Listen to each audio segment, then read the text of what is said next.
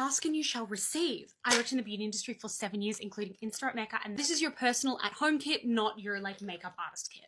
First things first, starting with foundation, this is really dependent on how you like to do it. You can either use a sponge, which I love doing, or you can use a like dense brush. What I would recommend for brushes is Peaches and Cream, or this one from Mega Max. What I like about this one is it's slightly less dense. It's still dense enough for the liquid, but it does give you this more like fluffy application, which I really love for thinner formulas. If you're like me and you're a sponge girly, I have been using the Super Soft Paw from Amazon. You can check things out in things, bios, etc. I don't know how much I'm allowed to say, otherwise TikTok suppresses my videos, but that's okay. Another personal favorite sponge of mine is the Juno & Co microfiber. This is next up your like complexion products like contour, bronzer, and blush. Now again, a lot of people decide to do these with sponges or different denser brushes. Personally, I love something with a bit of an angle. For my contour, I still go in with my sponge because I like to get right in under there. Guys, using something with a slight angle, particularly for blush, gives you this really nice control in bringing it into the face and that beautiful placement. I also love the one from Makeup by Mario because it's double-ended, so I use this for my bronzer up here and this for my blush down here. Otherwise, again, Mega Max has a really affordable version of this. Next up is like your loose setting powder or your baked setting powder, and there's a few different ways you can do this as well. You can use like a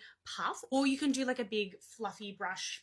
Now onto what you really want to know, and that is what do you need in terms of eye brushes. Number one thing you need is a round or domed fluffy brush. This is the one from Mega Max. It is a godsend. I always have 2 on me at all times. Something I also love having is a more like compact dome brush, and this is to actually place pigments on and then buff out with the brush. Other than these two, I would definitely add something that is quite like a thin domey brush. This is really good for underneath the bottom lash line or getting nice and diffusing a winged liner out. Talking about liners, I am obsessed with the eyeshadow eyelash eyeliner thingy. So I love just having a liner brush.